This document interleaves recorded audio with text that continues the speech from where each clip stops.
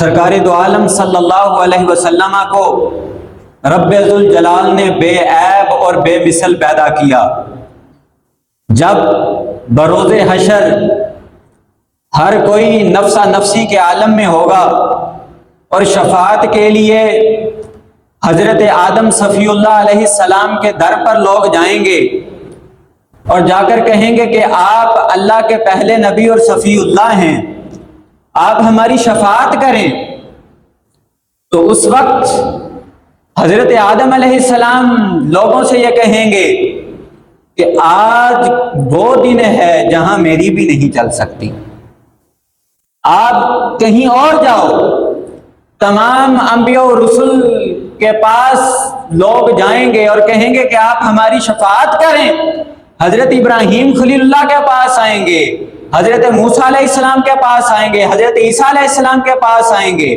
جتنے انبیاء و رسل ہیں سب کے پاس جائیں گے، لیکن اذهبوا الى غیری، اذهبوا الى غیری، اذهبوا الى غیری، کسی اور کے پاس جاؤ، کسی اور کے پاس جاؤ، آج میں تمہارے لیے کچھ نہیں کر سکتا، اگرچہ میں اللہ کا خلیل ہوں، کلیم اللہ ہوں، روح اللہ ہوں، صفی اللہ ہوں، لیکن آج کے دن میں شفاعت تمہاری نہیں کر سکتا۔ اور وہ دن اتنا سخت دن ہوگا کہ اس وقت لوگ اپنے ہی پسینے کے اندر ڈوب رہے ہوں گے، زمین تانبے کی بن جائے گی، نفسا نفسی کا عالم ہوگا۔ تو جب سب لوگ ہر نبی سے مایوس ہو جائیں گے تو اس وقت ایک ذات کام آئے گی، اور وہ ذات ہے تاجدار انبیاء صلی اللہ علیہ وسلم کی۔ تو جب لوگ آپ کے پاس حاضر ہوں گے تو حضور ارشاد فرمائیں گے کہ میں اسی لیے ہوں، اسی لیے پیدا کیا گیا ہوں۔ آپ مقام محمود پر سجدہ ریز ہوں گے اور سجدہ کریں گے۔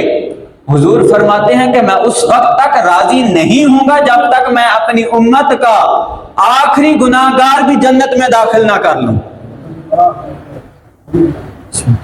حضور اپنی امت کے ایک ایک شخص کو ہاتھ سے پکڑ کر جنت میں لے کر جائیں گے۔